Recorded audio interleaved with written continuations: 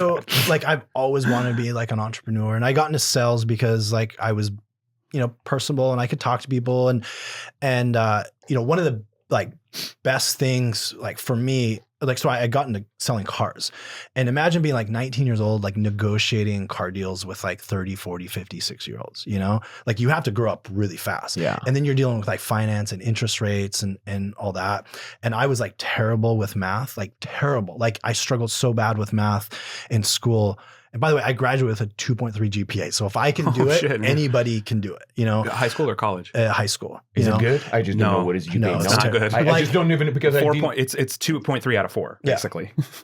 If you're white like me, a 4.0 is good. If you're Asian, a 4.5 is good.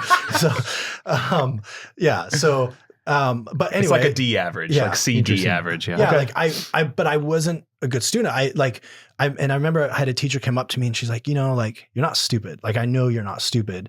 She's like, you're just not applying yourself. So like next semester, like the semester after that, I had like the highest grade in the class. I'm like, oh, I can do this. Like, and I just didn't care. I wasn't motivated, you know, and I didn't have focus. Yeah. And I didn't have a house where like my mom was like, hey, like get your homework done, like I just didn't have that, My mom supported me in different ways, but just not like that. It just, it wasn't something that she was really thinking about.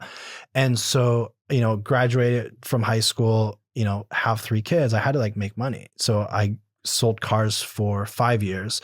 And I did like really well, like selling cars.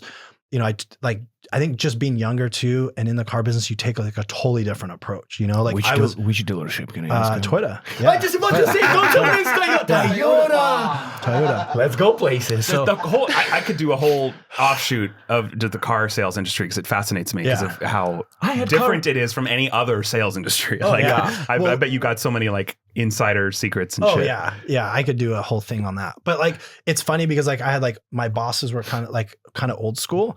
And so they were like, wow, like this is how you sell cars. And then I was like, sharks. I'm just going to be friends with people and help them find what they want. Yeah. And I was like extremely successful. I would send out Christmas cards, birthday cards, follow up all the time. Yeah. And when I left, like I just had customers who would call me, hey, I'm going to come in and buy a car. Like I didn't.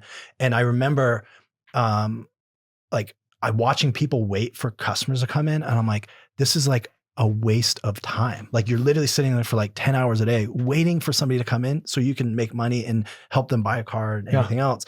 And I'm like, so I've always been about efficiency, especially when it's my time.